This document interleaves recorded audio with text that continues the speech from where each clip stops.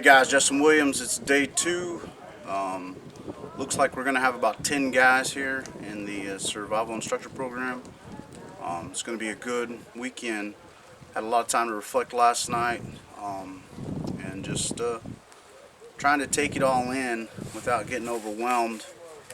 It's day 2. The weather's not participating with us real well, but we'll make do. And it's going to be a good time, guys. On the bed cross members, we're doing thick side on one end and thin on the other, and then alternating. Thick, thin, thick, thin, and flat as possible. You can cut that one. Yeah. Maybe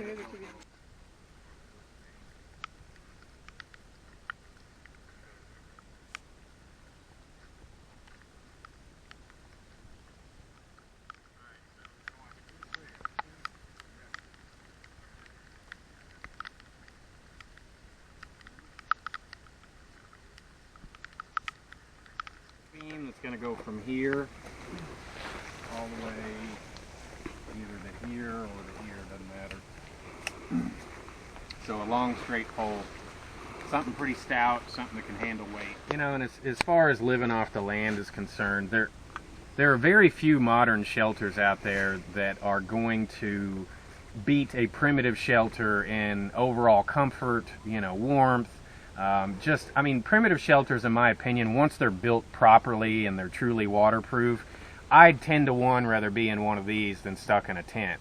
Now, if you're rocking one of my war bonded hammocks, you know, with the $600 quilt system in cold weather, you know, they're freaking fantastic. I mean, I'll carry that anywhere in the world with me. But, you know, when you don't have that kind of equipment and, you know, you're going lightweight, this is definitely the way to go. I mean, nice, comfortable bed. I mean, how many tents are out there that you can have a giant long fire next to? Yeah, exactly. Now that we actually do. What's going on, guys? Day 2 here at Sigma 3 Survival School, and I tell you, it was a butt kicking. We climbed down these giant mountainsides to these I don't know what you want to call them, but the gorgeous area. I mean, check out this waterfall behind me. There's actually a couple of them, one on each side, and just the training so far has been phenomenal. We talked about shelters today, and we did the jungle hooch, a lean-to, and going to also be looking at a couple different options as far as just a platform bed and debris shelters. And so some top-notch instruction with some amazing views, amazing areas. And then I can almost take a bath in this pool of water if I wanted to, get some biodegradable soap and bathe in it. I think I am going to wash up a little bit before I climb back up the mountain, which is that way. Giant climb.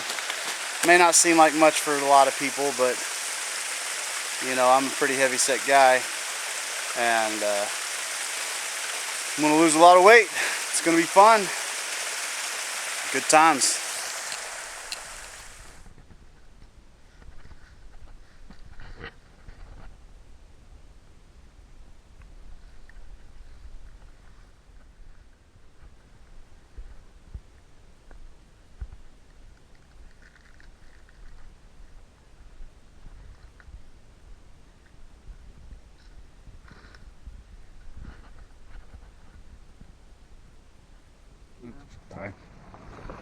It's peppergrass. Peppergrass is called peppergrass because it's peppery. These little seed pods are a substitute for pepper. They don't really taste like black pepper, though. Not to me, anyway. They taste more like a peppery cabbage. Do they need to be They're cooked, or can they just be sprinkled on anything? You can eat them raw, too. They're pretty tasty, whoever wants to try it. I like to try everything. It helps me remember it. This is called pepper plant. That's pretty good. It's like little spines coming off of it, huh? Yeah, exactly. Those are seed pods, actually. Seed pods. There's a bunch of seeds inside there. They're really tasty. Here we can eat them. Creeping Charlie or what? Ground ivy or creeping Charlie? Oh, ground ivy. ground ivy, creeping Charlie. Gill over the ground is another name Gill for it. over the ground. Now this sometimes gets misidentified with purple dead nettle, Yes, don't it? purple dead nettle, henbit, and lechoma are often confused for each other. Luckily, they're all edible. Because they've got that. This is peppery. Those aren't peppery at all. Hey, what's going on, guys? It is day 4, training day 3 here at Sigma 3 Survival School, and had a great night. Last night was like the best night that I slept. I got about 3 or 4 feet of leaves, got that I made for my bed, got a nice fire, some happy rocks next to my body, and I slept like a king. Added some beanie weenies, and man, I was good. But anyways, did a lot of stuff yesterday, some plant identification. We did some elm tree bark containers, hit that a little bit, and then talked about water procurement and looked at the debris hut and the I guess you'd call it a log cabin woodland sleeping bag. And so, man, it was a great day of training. Day 1 though, day 1 of training, it was mind combobulating because I was just so out of it. Because we had hiked, I mean, I don't know if you can see these views back here, but we hiked all the way to the bottom. And so I just want to give you guys some updates, keep you posted. And you know, today I don't have a clue what we're doing. That's the beauty of it. So I know that fire is pretty possible today. We're going to work on, I would guess, friction fire, and we may go further into water procurement, seep wells and stuff like that.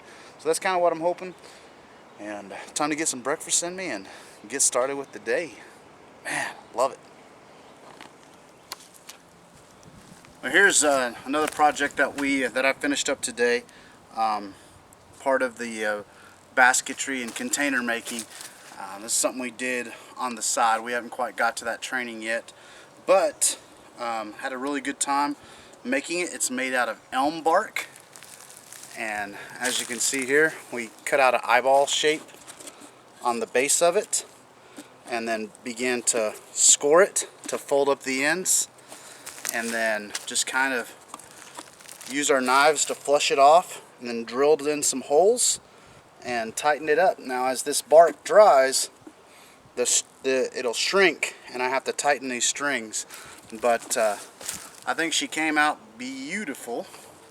Pretty proud of her. And so these are some of the skills that you'll learn when you're out here. So anyways, I would really love to have shown some video of how to make it, but it's just so time consuming making it to try to keep up with everybody else in class that I don't have time to shoot the video on doing it. So I just have to show you the finished products of what I'm making out here. So like I said, pretty stoked, pretty proud of it. We went morel hunting today and actually found a couple, and so hopefully one of these days I can use this container basket thing and fill it full of morels. So sometimes Mother Nature will fight you. It was actually helping though. It kept it going and Yeah. blowing. It was doing just the right amount of blowing, but Now you can get a lot of fires out of one hole. Everyone thinks it's one fire per hole. That's not true at all. you just keep using it till you That's burn all right, I got through one pretty right much, right? It's good to have a couple ready to go. Josh, do you want to put your coal on this? on the fireboard. Be That's big? all right. That's all right, you're all I'm right. good with it. now does the fatty spindle help collect more coal than the skinnier ones? The skinnier spindle actually gets hotter faster and turns to a coal faster, but the problem with the skinnier spindle is that you burn through your board. Yeah. So the softer the wood is, the fatter your spindle needs to be. If it's a nice hardwood, I mean, I could make this a lot thinner and still get a coal with it. If I was using cottonwood, I would want something much thicker, you know. Than that even? Than this, yeah. Wow. Double thickness? Maybe 1.5 times the thickness. You don't want it. 2, you're not in any hurry. You could prepare your tinder nest while that's sitting there.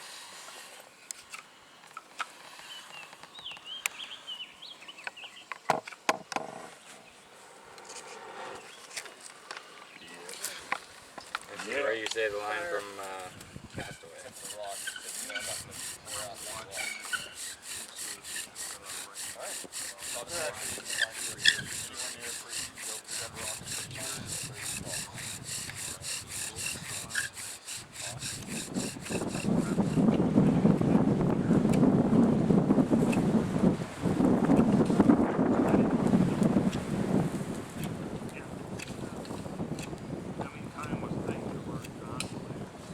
Alright, I guess let's break for lunch. You don't have to break for lunch. Look at that coal. Yeah. Try to keep it burning out.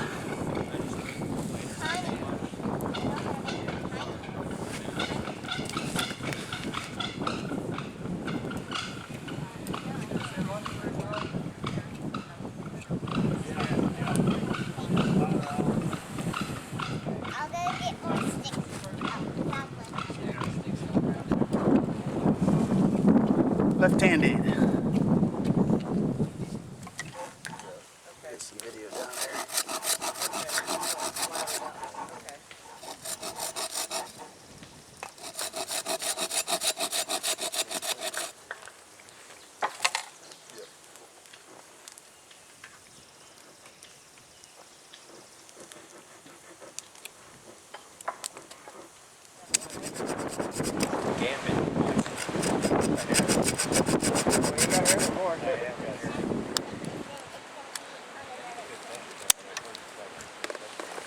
Good job. Okay. Look at there. Oh yeah.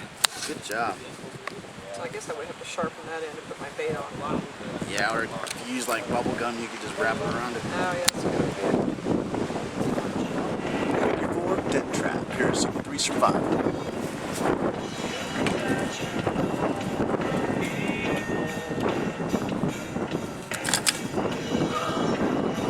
Desensitized. Yep, I got a long one. Trap set. Animal comes up through the narrow opening. Dinner! Squirrels, for some reason, don't mind seeing their dead relatives hanging on this trap. So, sometimes you can catch 3 or 4 squirrels on it. Usually they'll come actually inspect if one's on there and keeps squealing, another one will come down and... And when you see squirrels climb up a tree, they don't usually climb straight up, they wrap around it. Well, we got snares all the way around this. Let me show you how to make a snare. Say picture wire is great, right? Oh my gosh. Just standard picture wire? Yeah, picture wire works really good. My wire overlap quite a bit of it, and then I wrap around it twice, like so. Then I just twist, and I'll tell you why twice here in a minute. And I just break the stick, and I have this guy. Now the reason we have 2 loops around this is because it kind of makes it cinch a little better. If we pry these 2 loops apart, when we put our snare wire, it doesn't come undone as easily. Can you say that again one more time? I say the reason that we have these 2 loops here instead of 1 is because it kind of becomes like a self-cinching snare. We just spread these 2 loops apart. Just run the wire through one of them? Yep, run the wire through both of them. See, I've never seen anybody do that before. That's something new. Because I've done the single, but never the double. Now it's got a locking mechanism. That's awesome. Now this little point that we left sticking up here is not a mistake. It's strategic because it's uncomfortable. Sticking into an animal's neck, which causes the animal to react to it, try and shake it off, start jumping around. And we need the animal to be jumping around. You know, they're supplying the energy for this trap. If they don't have any energy supplied to it, then it doesn't work. So we want to leave just a little bit of a point sticking in. So I've made these figure 4 deadfalls before, and I've made the Paiute deadfalls, and these are things you can learn online and you can learn from a book, but until you get adequate training, you don't really completely understand how to make your traps more sensitive and the nuances of it. And so from the first time that I set this just a few minutes ago, I've made some changes to it to try to affect the sensitivity. Before, the whole thing would shift, and now with just a few nuances, just the slightest touch now sets it off. And so this is the figure 4 deadfall trap. I actually like it. Josh was saying that it's not as effective as the Paiute, but the problem with the Paiute is you have to have cordage. And during Scout Week, I'm not gonna have cordage, so I have to consider my options there. And you got to be so careful when setting these. I may have just broke it, because you can easily slam your fingers and lose a fingernail. And you know, right now I'm just practicing, but in reality I'd make my bait stick here come out a little bit deeper into the hole, and that way the animal had to go farther back, and then I would fence it off. So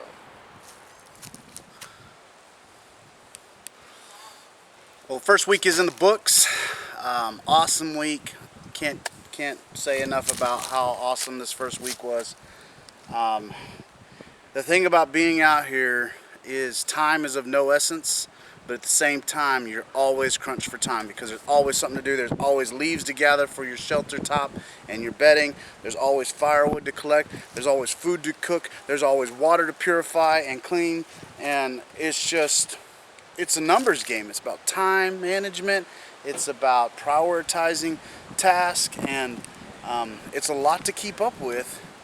And so even right now, I want to sit back and relax and shoot this 1 week in review video, and all I can think about right now is I need to change.